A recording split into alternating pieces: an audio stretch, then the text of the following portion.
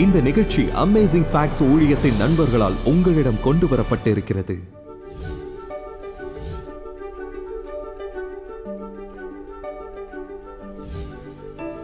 எவனுக்கு அதிகம் மன்னிக்கப்படுகிறதோ அவன் அதிகமாய் அன்பு கூறுவான். ஒரு கோட்பாட்டை சொல்கிறேன். நிறைய கிறிஸ்தவர்கள் இயேசுவின் மன்னிப்பை பாராட்டாததற்கு காரணம் அவர்கள் எவ்வளவு மன்னிக்கப்பட்டார்கள் என்பது அவர்களுக்கு தெரியாததுதான். இயேசு நம்முடைய பாவங்களுக்காகவும் அவர் கொடுக்கும் மன்னிப்பினால் நித்திய ஜீவனை பற்றிய நம்பிக்கையையும் நமக்கு கொடுக்கும்படியாக நமக்காக மரித்தார் என்று அனைவரும் அறிவார்கள். அந்த நித்திய ஜீவனுக்கான அர்த்தம் என்னவென்றால் அதை பெற்றுக்கொள்வதில் மட்டுமல்லாமல் அதை மற்றவர்களுடன் பகிர்ந்து கொள்ளுதலிலும் இருக்கிறது. நம்மில் பெரும்பாலோர் கர்த்தரின் ஜெபத்தை அறிவோம். மத்தேயு 6ஆம் அத்தியாயத்தில் கடைசி பகுதியான 12வது வசனத்திலிருந்து தொடங்கி வாசிக்கிறேன்.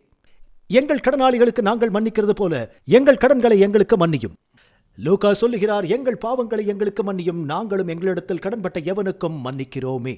மனுஷருடைய 14ஆம் வசனம், மனுஷருடைய தப்பிதங்களை நீங்கள் அவர்களுக்கு மன்னித்தால் உங்கள் பரமபிதா உங்களுக்கும் மன்னிப்பார். மனுஷருடைய தப்பிதங்களை நீங்கள் அவர்களுக்கு மன்னியாதிருந்தால் உங்கள் பிதா உங்கள் தப்பிதங்களையும் மன்னியாதிருப்பார். ஆகவே தேவனை நோக்கி பார்க்க கற்றுக்கொண்டோம். அவருடைய நன்மை, அவருடைய பரிசுத்தம் ஆகியவற்றின் மூலமாக அவர் நன்மையை கண்டபின் நம்மை நாமே சோதித்து அறிகிறோம், மனம் வருந்துகிறோம், அறிக்கை செய்கிறோம், அவர் கொடுக்கும் மன்னிப்பை பெறுகிறோம். பாஸ்டர் டாக், தேவன் நம்மை மன்னிப்பதற்கு முன்பு முதலில் எல்லோரையும் நாம் மன்னிக்க வேண்டும் என்று பைபிள் கற்பிக்கிறது என்று சொல்கிறீர்களா? நான் உடனே அதற்கு பதிலளிக்கப் போவதில்லை. ஒரு உவமைக்கு சென்று இயேசு சொன்ன பதிலை பார்க்கப் போகிறோம். நம்மில் பலருக்கு இது தெரியும். அதை மத்தேயு 18ஆம் அதிகாரத்தில் காணலாம். இது மத்தேயு 18 மட்டுமே உள்ளது. இதை லூகா அல்லது யோவான் அல்லது மார்க்குவில் காண முடியாது. நான் 21வது வசனத்துடன் தொடங்கப் போகிறேன். இப்போது இயேசு பேதுருவுடன் பேசுகிறார். அத்தியாயம் முழுவதும் உங்கள் சக மனிதருடனான உறவுகளை பற்றி பேசுகிறது.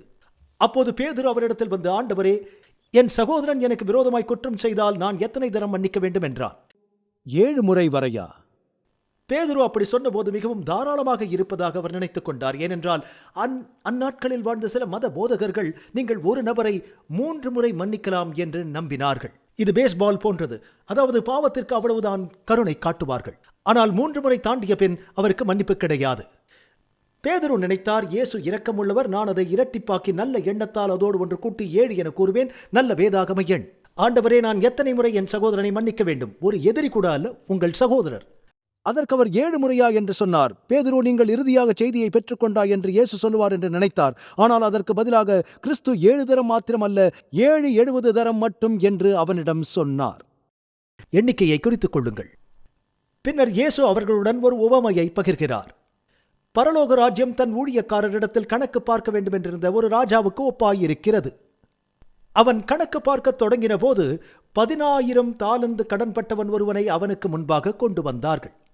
கடனை தீர்க்க அவனால் முடியாததால் அவனுடைய ஆண்டவன் அவனையும் அவன் பெண்ஜாதி பிள்ளைகளையும் அவனுக்கு உண்டான எல்லாவற்றையும் விற்று கடனை தீர்க்கும்படி அவனுக்கு கட்டளையிட்டான்.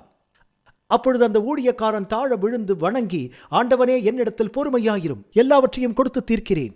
அந்த ஊழியக்காரனுடைய ஆண்டவன் மனது இறங்கி அவனை விடுதலை பண்ணி கடனையும் அவனுக்கு மன்னித்து விட்டான். ஊழியக்காரன் புறப்படுகையில் தன்னிடத்தில் 100 வெள்ளிப்பணம் கடன் பட்டிருந்தவனாகிய தன் உடன் வேலைக்காரர்களில் ஒருவனை கண்டு அவனை பிடித்து தொண்டையை நெரித்து, நீ பட்ட கடனை எனக்கு கொடுத்து தீர்க்க வேண்டும் என்றான். அவன் உடன் வேலைக்காரன் அவன் காலிலே விழுந்து, பொறுமையாயிரும், எல்லாவற்றையும் கொடுத்து தீர்க்கிறேன் என்று அவனை வேண்டிக் கொண்டான். அவனோ சம்மதியாமல் அவன் பட்ட கடனை கொடுத்து தீர்க்கும் அளவும் அவனை காவலில் போட்டு வித்தான். நடந்ததை அவனுடைய உடன் வேலைக்காரர் கண்டு மிகவும் துக்கப்பட்டு ஆண்டவனிடத்தில் வந்து நடந்ததையெல்லாம் அறிவித்தார்கள். அப்பொழுது அவன் ஆண்டவன் அவனை அழைப்பித்து, பொல்லாத ஊழியக்காரனே, நீ என்னை வேண்டிக் கொண்டபடியினால் அந்த கடன் முழுவதையும் உனக்கு மன்னித்து விட்டேன். நான் உனக்கு இறங்கினது போல நீயும் உன் உடன் வேலைக்காரனுக்கு இறங்க வேண்டாமோ என்று சொல்லி அவனுடைய ஆண்டவன் கோபமடைந்து அவன் பட்ட கடனை எல்லாம் தனக்கு கொடுத்து தீர்க்கும் அளவும் உபாதிக்கிறவர்களிடத்தில் அவனை ஒப்புக் கொடுத்தான். நீங்களும் அவனவன் தன் சகோதரன் செய்த தப்பிதங்களை மனப்பூர்வமாய் மன்னியாமற் போனால் என் பரமபிதாவும் உங்களுக்கு இப்படியே செய்வார் என்றார். நாம் மற்றவர்களை மன்னிக்க வேண்டும் என்று தேவன் விரும்புகிறார். ஆனால் இந்த கதையில் முதலில் மன்னிப்பவர் யார்? ராஜாதான் மன்னிக்கிறார். இப்போது இதை பார்ப்போம். நான் சில ஒதுக்கீடுகளை பயன்படுத்தப் போகிறேன். மன்னிப்பை பெற்று பிறருக்கும் அதை வழங்குவதை பற்றிய 6 முக்கிய விஷயங்களை இந்த முக்கிய பாடத்திலிருந்து கற்பிக்க முயற்சிக்கிறேன். மேலும் இவ்விரு காரியங்களும் ஒன்றாக இணைந்து செயல்பட்டு நாம் பரிசுத்த ஆவியை பெறுவதற்கு உதவுகிறது. சரி, முதலில் அந்த கடனின் அளவு எவ்வளவு? அது சொல்லுகிறது, அவர் கடனை பெற்று ஏதோ ஒரு வழியில் ராஜாவின் பணத்தை வீணடித்தார். அவர் அரசாங்க வேலையில் இருந்தார். அவர் ராஜாவின் பணப்பெட்டகத்தையோ அல்லது அவர் வங்கிக் கணக்கையோ ராஜாவின் கிரெடிட் கார்டையோ உபயோகித்து வந்தார். அவர் வீண் செலவு செய்தார். அவருக்கு சூதாட்ட பிரச்சனை இருந்திருக்கலாம். அது என்னவென்று நமக்கு தெரியாது. ஆனால் ஏதோ ஒரு வழியில் அவர் ஒரு பெரும் கடனாளியானார். இது எவ்வளவு பெரிய தொகை என்று உங்களுக்கு நான் காட்டுகிறேன். அவர் 10,000 தாலந்துகள் என்று கூறுகிறார். எனவே அது வெள்ளி தாலந்துகள் என்று வைத்துக் கொள்வோம். நீங்கள் கிறிஸ்துவின் காலத்திற்கு சென்றால் யூதேயா, சமாரியா, இடிமியா ஆகியவற்றின் வருடாந்திர கப்பத்தொகை 600 தாலந்துகள் மட்டுமே அவர்கள் ரோமாபுரிக்கு செலுத்திய கப்பம். இங்கே இந்த மனிதன் ராஜாவின் பணத்தில் 10,000 தாலந்துகளுக்கு கடன் பட்டிருக்கிறான். 10,000 தாலந்துகள் என்ற எண்ணிக்கையை நாம் காணும் மற்றொரு இடம் எதுவென்றால், அதாவது இங்கிருந்து தான் நமக்கு எண்ணற்ற என்ற வார்த்தை வருகிறது. இது கிரேக்க மொழியில் எண்களுக்கான உச்ச வரம்பு. அந்த தொகையைத்தான் ஆமான் செலுத்த முன் வந்தான். எஸ்தர் புத்தகத்தில் 3ஆம் அதிகாரம் 9வது வசனத்தில் வாசிக்கலாம். ஆமான், நான் ராஜாவின் கஜானாவிலே கொண்டு வந்து செலுத்த 10,000 தாலந்து வெள்ளியை எண்ணி காரியக்காரர் கையில் கொடுப்பேன் என்றான், யூதர்களை கொல்வதற்கு. எனவே இயேசு இந்த வேதாகம நிகழ்வுகளிலிருந்து சாராம்சத்தை கொண்டு வருகிறார். இது நமக்கு பாவத்தின் சுமையை நினைவூட்டுகிறது. நம் தலையை கொண்டு வருவதற்கான வெகுமதியை போன்றது இது. நம்மை அழிப்பதற்கான பணம். எனவே 10,000 தாலந்துகள். இதை வெள்ளிக்காசுடன் ஒப்பிடும்போது வெள்ளிக்காசு அது ஒரு நியாயமான கடன், வெறும் 100 வெள்ளிக்காசுகள் மட்டுமே. ஆகவே 10,000 தாலந்து இது சக ஊழியன் பட்ட கடனை விட ராஜாவின் வேலைக்காரன் வாங்கிய கடனானது 6 லட்சம் மடங்கு மேலானது. இந்த மனிதனின் கடனின் அளவை பாருங்கள். இந்த மனிதன் ஒரு பெரிய தொகையை வீண் செலவு செய்து அளித்து விட்டார். வெள்ளி மற்றும் தங்கத்தின் விலை எப்போதும் உயர்கிறது. ஒரு தாலந்து என்பது ஒரு எடை, சுமார் 56 பவுண்ட் எடையை கொண்டது. அது ஒரு தாலந்தின் குறைந்தபட்ச எடை. அது 75 பவுண்டு வரை செல்லும். ஆகவே உங்களிடம் 10,000 மடங்கு 75 பவுண்டுகள் எடை வெள்ளி இருந்தால், இது வானளாவிய பணம் தங்கமாக இருந்தால் எப்படி என்று பாருங்கள். ஆகவே இது ஒரு பெரும் தொகை என்று அறிகிறோம். அந்த பெரும் தொகைதான் தேவனுக்கு விரோதமாய் நம்முடைய பாவங்களை பிரதிபலிப்பதாய் இருக்கிறது. எனவே இந்த மனிதன் ராஜாவிடம் வந்து என்னால் கட்ட முடியாது என்கிறார். இங்கு ராஜா மனதுருகுகிறார். அதை நாம் வாசிக்கலாம். ராஜாவின் இரக்கத்தை பற்றி பேசுவோம். மத்தேயு 18ஆம் அதிகாரம் 27வது வசனம். அந்த ஊழியக்காரனுடைய ஆண்டவன் மனது இறங்கி அவனை விடுதலை பண்ணி கடனையும் அவனுக்கு மன்னித்து விட்டான். இப்போது பரிதாபத்திற்கும் இரக்கத்திற்கும் வித்தியாசம் இருக்கிறது. அவை இரண்டும் பாத்தோஸ் உணர்வை குறிக்கிறது, இன்னொருவருக்கான உணர்வு.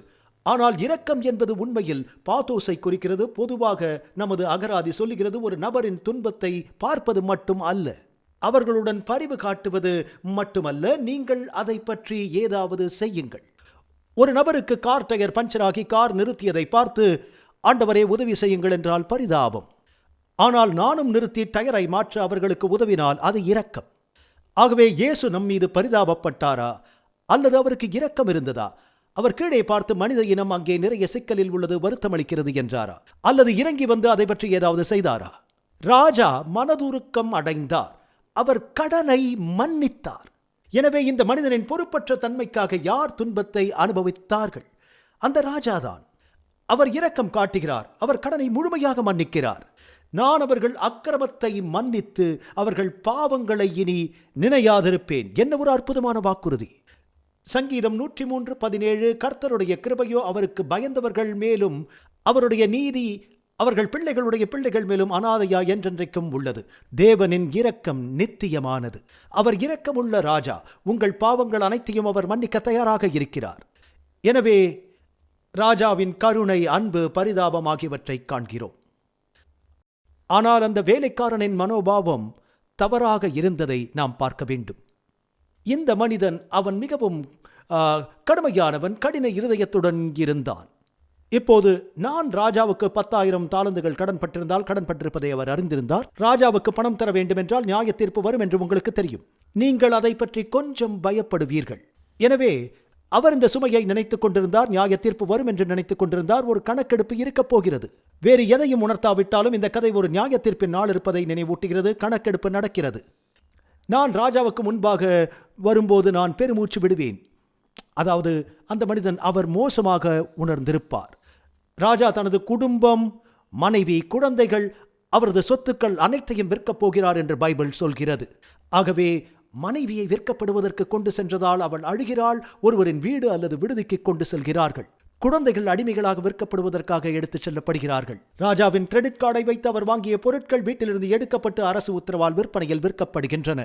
அந்த மனிதன் கீழே விழுந்து அழுது, என்னை மன்னியுங்கள், நான் கடனை திருப்பி தந்து விடுவேன் என்று ராஜாவிடம் மன்றாடினார். அவர் தரமாட்டார் என்று ராஜாவுக்கு தெரியும். ஆனால் ராஜா இரக்கம் காண்பிக்கிறார், அவரை மன்னிக்கிறார்.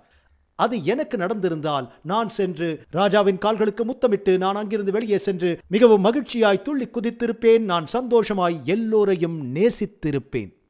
ஆனால் இந்த மனிதன் 100 வெள்ளிக்காசு கடன் பட்டவரைத்தான் நினைவு கூறுகிறான். இப்போதுதான் அவருக்கு பல மில்லியன் கணக்கான டாலர்கள் கடன் மன்னிக்கப்பட்டது.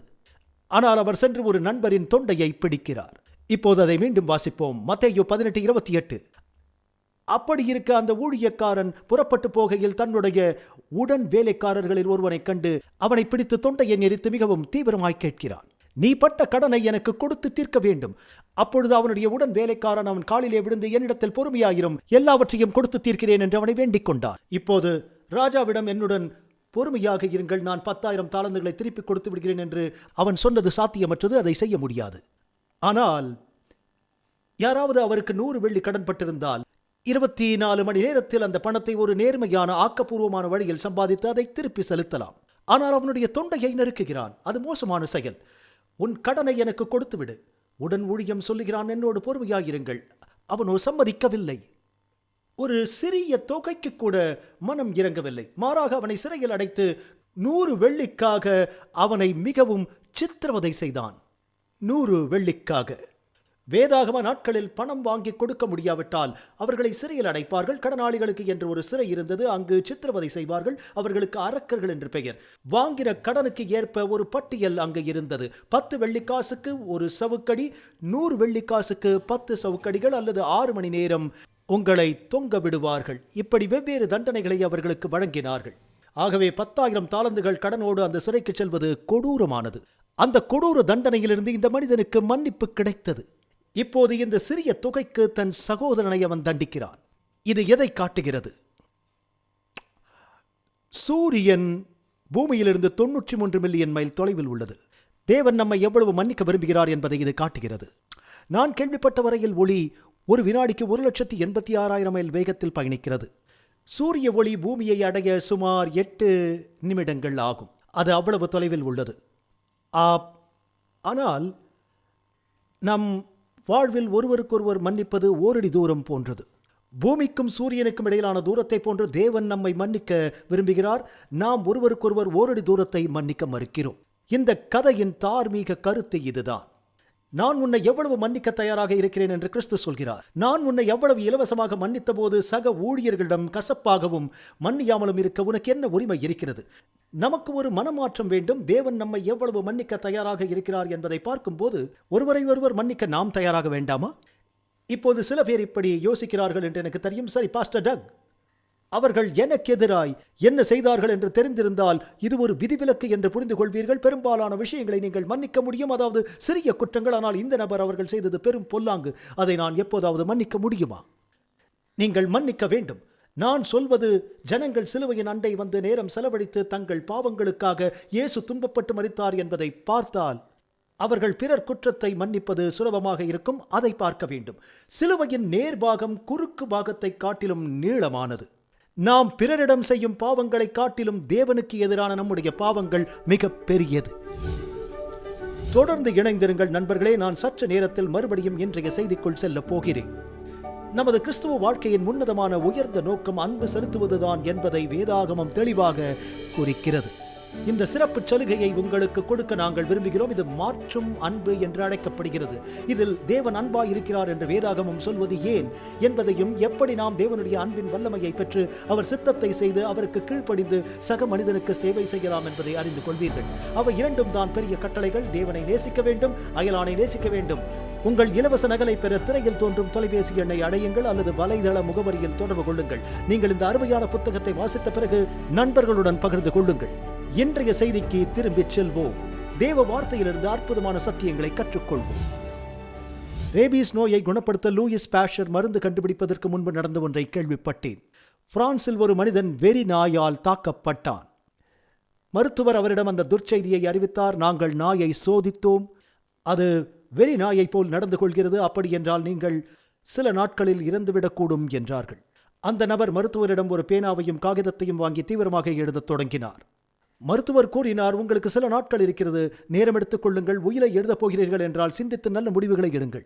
அவர், நான் உயிலை எழுதவில்லை என்றார். நான் இறக்கும் முன் கடிக்கப் போகும் அனைவரின் பட்டியலையும் தயாரிக்கிறேன் என்றார். ஆகவே சிலர் இப்படித்தான் இருக்கிறார்கள். இது பிசாசை போன்றது. அவன் மிகுந்த கோபத்துடன் வருகிறான். ஏனென்றால் அவனது நேரம் குறைவானது என்று அறிந்திருக்கிறான். முடிந்தவரை தன்னுடன் பலரை அழைத்துச் செல்ல விரும்புகிறான். ஆனால் உண்மை என்னவென்றால் சில கிறிஸ்தவர்களுக்கு பழி வாங்கும் எண்ணம் உள்ளது. அது கிறிஸ்துவின் ஆவியால் அல்ல. இப்போது நாம் பழி வாங்கும் தீமையை பற்றி பேசப் போகிறோம். பைபிள் ஒரு விஷயத்தை தெளிவுபடுத்துகிறது. நாம் மற்றவர்களை மன்னிக்காவிட்டால் நாம் மன்னிக்கப்பட முடியாது. அந்த பழிவாங்கல் பின்னர் நம்மையே தாக்கும். நீங்கள் கொடுப்பதை பெறுவீர்கள். நீதிமொழிகள் 24:17. உன் சத்துரு விழும்போது சந்தோஷப்படாதே, அவன் இடரும்போது உன் இருதயம் களி கூறாதிருப்பதாக. கர்த்தர் காண்பார், அது அவர் பார்வைக்கு பொல்லாப்பாயிருக்கும். அவனிடத்திலிருந்து கோபத்தை நீக்கிவிடுவார். நீதிமொழிகள் 26:27. படுகுழியை வெட்டுகிறவன் தானே அதில் விழுவான். சில நேரங்களில் அவர்கள் ஒரு நபரை சிக்க வைக்க அல்லது காயப்படுத்த முயற்சிக்கும் போது ஒரு குழியை தோண்டி அதில் ஈட்டிகளை வைப்பார்கள். இதனால் எதிரிகளை காயப்படுத்துவார்கள். அது கூறுகிறது, படுகுழியை வெட்டுகிறவன் தானே அதில் விழுவான். கல்லை புரட்டுகிறவன் மேல் அந்த கல் திரும்ப விழும். உங்கள் எதிரியை தாக்க ஒரு குன்றிலிருந்து கல்லை உருட்ட முயற்சிக்கும் போது அது தவறான திசையில் சென்று உங்கள் மீது திரும்பும் என்பதை அறிவீர்கள். நீங்கள் பைபிள் வாசித்திருந்தால் எஸ்தரின் கதை தெரியும். அந்த கதையில் தீங்கு விளைவிப்பவர் ஆமான் என்ற ஒரு மனிதர். மேலும் அவர் தூக்கிலிட 50 முழ உயரத்தில் ஒரு தூக்கு மேடை கட்டுகிறார். இப்போது யூதர்கள் அனைவரையும் கொல்ல 10,000 தாலந்துகளை கொடுக்க விரும்பியவர் ஆமான். கதையின் நாயகனான மொர்தெகாயை தூக்கிலிட 50 முழ உயரத்திற்கு ஒரு தூக்கு மேடை கட்டினார். கதையின் முடிவில் மொர்தெகாய் ஆமானின் நிலைக்கு உயர்த்தப்படுகிறார். மொர்தெகாயுக்காக கட்டிய தூக்கு மேடையை ஆமான் பெறுகிறான். உங்கள் அண்டை வீட்டாரை பற்றி பேசும்போது, அவர்களை பற்றி மோசமாக பேசும்போது, உங்கள் அயலவரிடம் கசப்பாகவும் மன்னியாமலும் இருக்கும்போது நீங்கள் உங்களையே ஆக்கினைக்குள் தீர்க்கிறீர்கள். நீங்கள் நியாயம் தீர்க்கும் அதே அளவில் நியாயம் தீர்க்கப்படுவீர்கள் என்று வேதம் கூறுகிறது. எனவே தேவனின் மன்னிப்பை நாம் ஏற்றுக்கொள்வதன் ஒரு பகுதியாக நாம் அதை பிறருக்கு தர தயாராக இருக்க வேண்டும். அவர் மன்னிப்பை நாம் பிறருக்கு தர தயாராக இல்லை என்றால் அது நம் சொந்த வாழ்க்கையில் மறைந்து விடுகிறது. நாம் பட்ட கடனை மன்னிப்பதற்கு கர்த்தர் நமக்காக பட்ட பாடுகளை நாம் எப்பொழுதும் மனதில் உணர்ந்தவர்களாயிருக்க வேண்டும். இதை விளக்க மற்றொரு கதையை வேதத்திலிருந்து தருகிறேன். அது என் குறிப்புகளில் இல்லை, கர்த்தர் இப்போது நினைவூட்டினார். மாக்தலேனா மரியாள் இயேசுவின் கால்களை கழுவும் போது இந்த கதையில் அவள் பெத்தானியாவின் மரியாள். தொழுநோயாளி சீமோன் அவன் இங்கு குறை சொல்லுகிறான். அவன் தனக்குள்ளேயே நினைத்துக் கொள்கிறான், இந்த மனிதன் இயேசு ஒரு தீர்க்கதரிசி என்றால் எந்த மாதிரியான பெண் அவரை தொடுகிறாள் என்பதை அவர் அறிவார். ஏனென்றால் அவள் பாவி. இயேசு சீமோனுக்கு உவமை கூறுகிறார். சீமோன், உனக்கு நான் ஒன்று சொல்லுகிறேன். அவன், சொல்லுங்கள் என்றான். ஒரு மனிதனுக்கு 2 கடனாளிகள், ஒருவர் 50 மற்றொருவர் 500 காசுகளும் கடன் பட்டிருந்தார்கள். இருவராலும் கடன் செலுத்த முடியவில்லை. அவர் இருவரையும் மன்னித்தார். இருவரில் யார் அவரை அதிகமாக நேசிப்பார்கள்? சீமோன் சொன்னார், அதிகம் மன்னிக்கப்பட்டவர் என்று நினைக்கிறேன் என்றார். நீ சரியாக தீர்ப்பளித்தாய். இந்த பெண்ணை நீ பார்க்க வேண்டும். நான் உங்கள் வீட்டிற்கு வந்தபோது என்னை முத்தத்துடன் நீ வரவேற்கவில்லை. இவள் என் கால்களை முத்தமிடுகிறாள். நீ என் கால்களை கழுவவில்லை. இவள் தன் கண்ணீரால் என் கால்களை கழுவி அவள் தலைமுடியால் உலர்த்துகிறாள். அவளுடைய எல்லா பாவங்களும் மன்னிக்கப்பட்டன என்றார். யாருக்கு அதிகம் மன்னிக்கப்படுகிறதோ அவர்கள் அதிகம் நேசிக்கிறார்கள். ஒரு கோட்பாடு சொல்கிறேன். நிறைய கிறிஸ்தவர்கள் இயேசுவின் மன்னிப்பை பாராட்டாததற்கு காரணம் அவர்கள் எவ்வளவு மன்னிக்கப்பட்டார்கள் என்பது அவர்களுக்கு தெரியாததுதான். அதிகம் மன்னிக்கப்பட்டவர் அதிகம் நேசிக்கிறார். ஆகையால் நீங்கள் உலகில் சென்று மோசமான பாவியாய் வாழ்ந்து பின்னர் மனம் திரும்பி அயலாரை நேசிக்க வேண்டும் என்று சொல்லவில்லை. ஏற்கனவே நீங்கள் ஒரு பெரிய பாவி என்பதை தெரிந்து கொள்ள வேண்டும். உலகில் வேறு யாரும் பாவம் செய்யாவிட்டாலும் இயேசு உங்கள் ஒருவருக்காக சிலுவையில் பட்ட பாடுகள் அனைத்தையும் ஏற்றுக்கொண்டிருக்க வேண்டும். உங்கள் பாவங்கள் மிக பெரியது. சில நேரங்களில் இயேசு முழு உலகின் பாவங்களுக்காக மரித்தார் என்கிறோம். அதை சொல்லி குற்ற உணர்வை தணிப்போம், அதை எல்லோருக்கும் பொதுவாக்குவோம். அப்படி அல்ல. இயேசு உங்கள் பாவங்களுக்காக மரித்தார். ஆம், உலகின் பாவங்களுக்காக மரித்தார். நீங்கள் அதை தனிப்பட்டதாக மாற்ற வேண்டும். அவர் கடந்து சென்ற அனைத்தும் உங்களுக்காகத்தான். அந்த 10,000 தாலந்துகளின் அளவை நாம் புரிந்து கொண்டால் அவர் நம்மை எவ்வளவு மன்னித்து விட்டார் என்பதை நாம் உணர்வோம். மற்றவர்களை பழிவாங்க முயற்சிப்பதற்கு பதிலாக மற்றவர்களை மன்னிக்க நாம் தயாராக இருப்போம். எனவே நாம் பழிவாங்குதல் குறித்து பேசினோம். பழிவாங்கலின் தீமைகள். இப்போது நாம் கிறிஸ்துவின் மாதிரியை பற்றி பேசுவோம். இங்கு சவால் என்ன? நாம் நம்முடைய எதிரிகளை மன்னிப்பது குறித்து இயேசு நம்மிடம் கொடுத்த கட்டளை என்ன?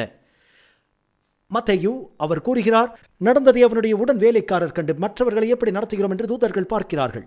துக்கப்பட்டு ஆண்டவனிடம் வந்து நடந்ததையெல்லாம் அறிவித்தார்கள். அப்பொழுது அவனுடைய ஆண்டவன் அவனை அழைப்பித்து, பொல்லாத ஊழியக்காரனே, நீ என்னை வேண்டிக் கொண்டபடியினால் அந்த கடன் முழுவதையும் உமக்கு நான் மன்னித்து விட்டேன்.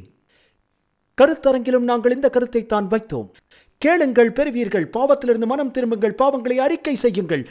நீங்கள் கேட்கும் பொழுது 10,000 தாலந்துகளுக்கு ஒப்ப மன்னிப்பார். எவ்வளவு பாவம் செய்திருந்தாலும் தேவன் மகதலேனா மரியாளை மன்னித்து 7 பிசாசுகளை துரத்தினார். மனாசேயை மன்னித்தார். கொலை செய்த மோசேயை மன்னித்தார். இப்படி பல உதாரணங்கள் உள்ளன. அவர் உங்களை மன்னிக்க முடியும். அவரை கேட்டால் மாற்றப்படுவோம். நீங்கள் கேட்க வேண்டும், நீ என்னை வேண்டிக் கொண்டபடியினால் அந்த கடன் முழுவதையும் உனக்கு மன்னித்து விட்டேன். பின்பு சொல்கிறார், நான் உனக்கு இறங்கினது போல நீயும் உன் வேலைக்காரனுக்கு இறங்க வேண்டாமா? சக ஊழியரிடம் நாம் எவ்வாறு நடந்து கொள்ள வேண்டும்? தேவன் நம்மிடம் நடந்து கொண்டது போல. அதை பற்றி பைபிள் என்ன சொல்கிறது? எபேசியர் 4:32, ஒருவருக்கொருவர் தயவாயும் மன உருக்கமாயும் இருந்து கிறிஸ்துவுக்குள் தேவன் உங்களுக்கு மன்னித்தது போல நீங்களும் மன்னியுங்கள். இயேசு நம்மை நேசித்து நம்மை மன்னித்த விதத்தில் நாமும் ஒருவரை ஒருவர் மன்னித்து நேசித்தால் என்று திருச்சபை எப்படிப்பட்டதாக இருக்கும்? கொலோசையர் 3:12, ஆகையால் நீங்கள் தேவனால் தெரிந்து கொள்ளப்பட்ட பரிசுத்தரும் பிரியருமாய் உருக்கமான இரக்கத்தையும் தயவையும் மனத்தாழ்மையையும் சாந்தத்தையும் நீடிய பொறுமையும் தரித்துக் கொண்டு ஒருவரை ஒருவர் தாங்கி ஒருவர் பேரில் ஒருவருக்கு குறைபாடு உண்டானால் இதை கவனியுங்கள். கிறிஸ்து உங்களுக்கு மன்னித்தது போல ஒருவருக்கொருவர் மன்னியுங்கள். இது ஒரு பரிந்துரை அல்ல. நாம் மன்னிக்கப்பட்டதை போல மற்றவர்களை நாம் மன்னிக்கவும் தேவன் இங்கு கட்டளையிடுகிறார். நாம் அதை செய்யும் போது நாம் அதை போல உணராவிட்டாலும் திடீரென்று நம் இதயத்தில் ஏதோ நடக்கிறது. இயேசுவின் சமாதானத்தையும் மகிழ்ச்சியையும் நாம் அனுபவிக்க ஆரம்பிக்கிறோம். திருச்சபையில் நிறைய பேர் இருக்கிறார்கள். ஒருபோதும் அவர்கள் தேவனின் சந்தோஷத்தை பெறவில்லை. அவர்கள் தேவனின் மன்னிப்பை பெற்றாலும் அவர்கள் அதை மற்றவர்களுக்கு கொடுத்ததே இல்லை. அவர்கள் கசப்புடனும் கோபத்துடனும் இருக்கிறார்கள். நான் சந்திக்கும் சிலர் பெற்றோர் தாத்தா பாட்டி மீது இன்னும் கோபமாக இருக்கிறார்கள். அவர்கள் இவர்களை சரியாக நடத்தாமல் இருந்திருக்கலாம். இறந்தவர்கள் ஒருபோதும் மன்னிப்பு கேட்க முடியாது. நீங்கள் அதை விட்டுவிட வேண்டும். நீங்கள் அவர்களை மன்னிக்க வேண்டும். சிலர் தவறாக சாப்பிடுவதால் ஆரோக்கியமற்று இருக்கிறார்கள். சிலர் தங்களுக்குள் இருக்கும் கசப்பால் ஆரோக்கியமற்று இருக்கிறார்கள். ஆகவே ஏராளமான மக்கள் கசப்பு மற்றும் மன்னியாமையினால் உடைக்கப்படுகிறார்கள். ஆம், ஆச்சரியமான விஷயம், சில நேரங்களில் திருச்சபை மக்களும் அப்படித்தான் உள்ளனர். 1 தெசலோனிக்கேயர் 5:15, ஒருவனும் மற்றொருவன் செய்யும் தீமைக்கு தீமை செய்யாதபடி பாருங்கள். உங்களுக்குள்ளும் மற்ற யாவருக்குள்ளும் எப்பொழுதும் நன்மை செய்ய நாடுங்கள்.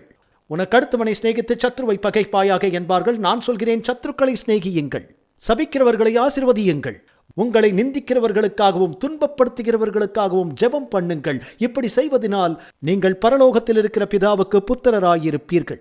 வரலாற்றில் இருந்து ஒரு சுவாரஸ்யமான கதை இருக்கிறது. கர்த்தரின் பந்தியை குறித்து இத்தாலியில் உள்ள தேவாலயத்தில் லியோனார்டோ டா வின்சி அங்கு வரைந்த பிரபலமான சுவர் ஓவியத்தை பற்றி பலருக்கு தெரியும். அவர் ஓவியம் வரைகையில் நேரடி மாதிரிகளை பயன்படுத்துகிறார். ஆகவே அது நேரம் எடுத்தது. அவர் ஓவியம் வரைந்த அந்த காலத்தில் மைக்கேல் ஆஞ்சலோ என்ற பெயர் கொண்ட ஒரு பிரபல கலைஞர் மற்றும் சிற்பியுடன் பொதுவெளியில் ஒரு வாக்குவாதத்தில் ஈடுபட்டார். அவர்கள் ஒருவருக்கொருவர் அவமதிக்கும் வகையில் கடிதங்களை எழுதுவார்கள். போட்டி போடுபவர்கள் கட்டிட கலைஞர்கள் மற்றும் கலைஞர்கள் மற்றும் சிற்பிகள். ஆகவே இருவரும் மற்றவருடைய வேலையை விமர்சித்தனர். தனிப்பட்ட விதமாய் அது மாறியது. கோபமாக, வெறுப்பாக, கசப்பாக மாறியது. அதுதான் அன்றைய செய்தித்தாள்கள். அவர்கள் ஒருவருக்கொருவர் மற்றும் ஒருவரை பற்றி ஒருவர் எழுதிய அந்த கடிதங்கள் பொது ஜனங்களுக்கு அறிமுகமானது. லியோனார்டோவுக்கு ஒரு யோசனை வந்தது.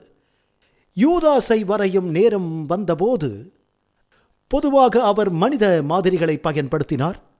அவர் இயேசுவின் இடதுபுறத்தில் இருந்தவர் முகமாக மைக்கேல் ஆஞ்சலோவின் முகத்தை வரைந்தார். யோவான் வலதுபுறத்தில், யூதாஸ் இடதுபுறத்தில் இருந்ததாக பைபிள் சொல்கிறது. நாம் அறிந்திருக்கிறோம். அவர் வேலை செய்வதை பார்த்து மக்கள் சொன்னார்கள், ஓ, அதை பாருங்கள் என்று. ஏஞ்சலோவின் மண்ணீரலை வெட்டி எடுத்ததாக உணர்ந்தார். பழி வாங்கிவிட்டதாக, எவ்வளவு மோசமானவன் என்று எல்லோருக்கும் தெரியப்படுத்தினேன் என்றார். ஆனால் பின்னர் அவர் இயேசுவின் முகத்தை வரைய வந்தார். மேலும் அவர் இயேசுவின் முகத்தை வரைய முயன்ற போது அவரால் அதை செய்ய முடியவில்லை. அவர் ஒன்றை வரைவார், அது சரியாக இருக்காது, அதை அடித்து விடுவார். அவர் அதை மீண்டும் முயற்சிப்பார். மேலும் அந்த அற்புதமான அழகான அன்பின் முகம், கருணை மற்றும் இரக்கத்தின் முகத்தை அவரால் வரைய முடியவில்லை. அதன் பிறகு அவர் படுக்கையில் மண்டியிட்டார். அவர் ஜெபம் செய்து, ஆண்டவரே, தயவு செய்து உங்கள் மகனின் முகத்தை எனக்கு காட்டுங்கள் என்று கூக்குரலிட்டார். தேவன் அவர் இதயத்தோடு பேசினார். நீ யூதாஸின் முகத்தை மாற்றும் வரை ஒருபோதும் இயேசுவின் முகத்தை பார்க்க மாட்டாய் என்று கூறினார். அவர் குற்றம் சாட்டப்பட்ட அவர் சென்று யூதாஸின் முகத்தை அழித்து இப்போது நீங்கள் காணும் அந்நியரின் உருவப்படத்தை வரைந்தார். மற்றவர்களை மன்னிக்க முடியாததால் நிறைய பேர் இயேசுவின் முகத்தை பார்க்க முடிவதில்லை.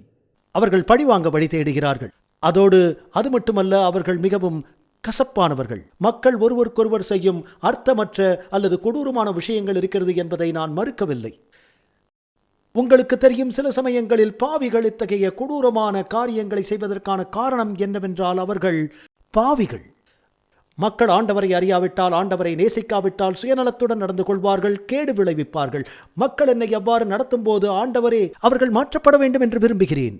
பின்னர் அவர்கள் உங்களைப் போலவே இருப்பதால் அவர்களை எளிதாக நேசிக்க முடியும். அவர்கள் மனம் திரும்பினால் கிறிஸ்தவர்களைப் போன்ற பவுலைப் போன்ற ஒருவர் ஒரு கிறிஸ்தவராக இருக்க வாய்ப்புள்ளது. தன் பிள்ளைகளை மனாசே பலியிடுகின்றார், பிசாசுகளை வணங்குகிறார், கடைசியில் பரிசுத்த ஆவியினால் நிரப்பப்பட்டு மாற்றப்படுகிறார். ஓ, உங்களுக்கு என்னவென்று தெரியாது என்கிறீர்கள். அப்படி நிறைய பேர் நினைக்கிறீர்கள். நான் என் எதிரியை பழிவாங்க வேண்டும். தேவன் அவர்களை நேசிக்கிறார். உங்களுக்காக மரித்தது போலவே இயேசு அவர்களுக்காகவும் இறந்தார். இயேசுவின் மன்னிப்பை நாம் பெற்றுக்கொண்டு அதை பகிர்ந்து கொண்டு பின்னர் ஆவியின் நிரப்புதலுக்காக நாம் நம்முடைய இதயங்களை தயார் செய்கிறோம் என்று நம்புகின்றேன். உங்களுக்கு சந்தோஷமாக பொழுதை கழிக்க பிடிக்குமா? எனக்கு பிடிக்கும். என் அப்பா அம்மா அமேசிங் ஃபேக்ட்ஸில் இருந்து அமேசிங் அட்வென்ச்சர் சிறுவர் வேதாகம வழிகாட்டிகளை வாங்கி கொடுத்த போது எனக்கு சந்தோஷமா இருந்துச்சு. இதுல பாடத்திட்டங்கள் வண்ணமயமா இருக்கு. அதோடு அருமையான புதிர்களும் வேத வினாக்களும் இதுல நிறைய இருக்கு. வேத சத்தியத்தால் நிறைஞ்சிருக்கு. மற்றும் பிள்ளைகளுக்கான 10 அற்புதமான சாகச பயணங்களும் இதுல இருக்கு. டிராகனை கொள்வது, ஒரே லைஃப் போட், கடல் வழியாக பயணம், விசில் அடித்து கல்லறை வழியாக செல்வது, நான் நிறைய கத்துக்கிட்டேன். இது இங்கிலீஷ்ல மட்டுமே கிடைக்கும். ஆனால் நம் மொழியை கற்றுக்கொண்டு வருகிறோம் இல்லையா? உங்கள் பிள்ளைகள் பைபிளில் இருந்து அரிய கருத்துக்களை அறிந்து கொள்ள எங்களை அல்லது SMS மூலம் உங்கள் செட்டை இன்றே ஆர்டர் செய்யுங்கள்.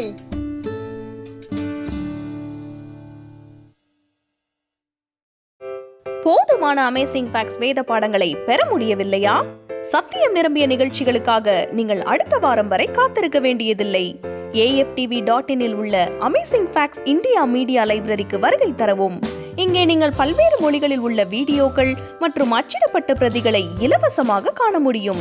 24 மணி நேரமும் 7 நாட்களும் உங்கள் கம்ப்யூட்டர் அல்லது மொபைலில் இருந்து நேரடியாக கண்டுகளிக்கலாம். AFTV.in இப்போதே வருகை தாருங்கள்.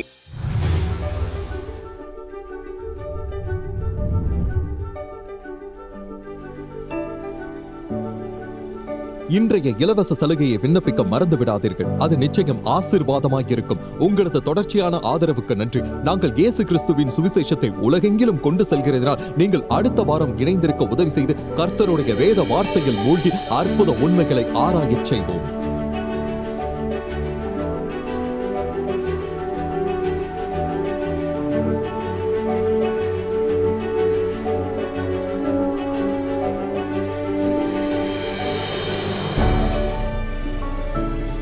இந்த நிகழ்ச்சி அமேசிங் ஃபேக்ட்ஸ் ஊழியத்தின் நண்பர்களால் உங்களிடம் கொண்டு வரப்பட்டிருக்கிறது.